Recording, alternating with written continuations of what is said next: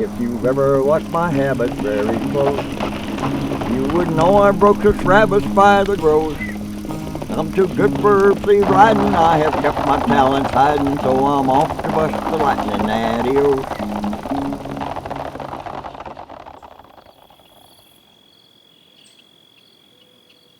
Yeah, a lot of people come here for that experience, that Old West experience. They might have grown up watching old Western movies, and they don't make them like they used to. You know, there's a few out there, but yeah, people are looking for that old time cowboy stuff.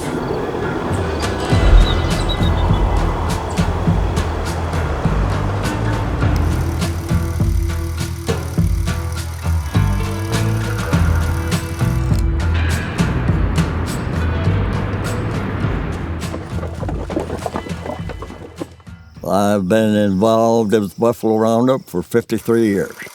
It has changed drastically. When I first started, there were about 15 riders, and maybe 100 people would come and watch the Roundup. That went on for quite a few years. And then I invited Dick Spencer, the Western Horseman, up here, and he enjoyed it and wrote an article on it. The next year, we had 105 riders and jillions of people. And since that time, it's just been getting bigger. And with the 105 riders, I called Raleigh Noam, who was the superintendent at that time, and said, I got 105 riders, what do I do with them? He said, you handle it, Bob. And I did.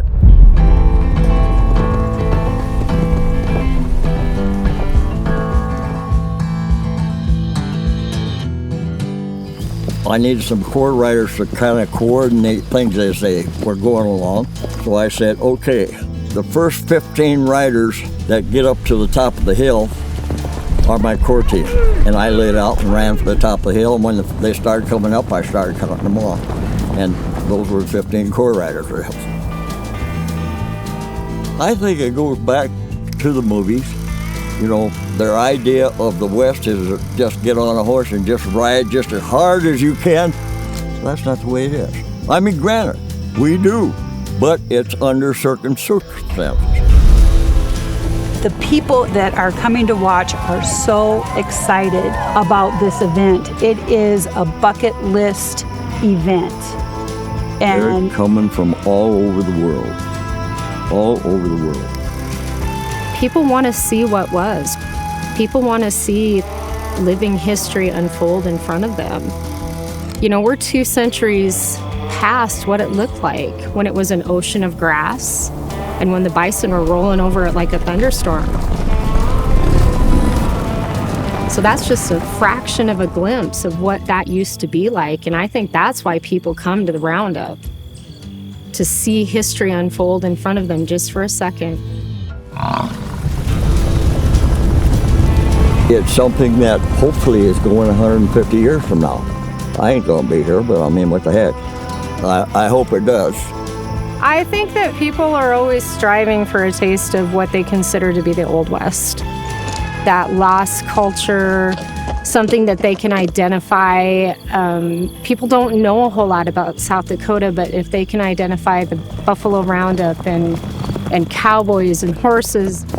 I don't think the spirit of the West will ever die in western South Dakota and in the Black Hills. It's so ingrained in our culture, and it's what happens every day out here.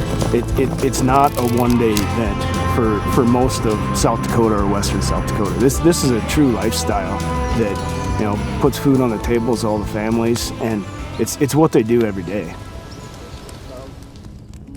As the lightning flares and flickers, you can sometimes hear him shout, I'm a bronco busting wonder on the fly.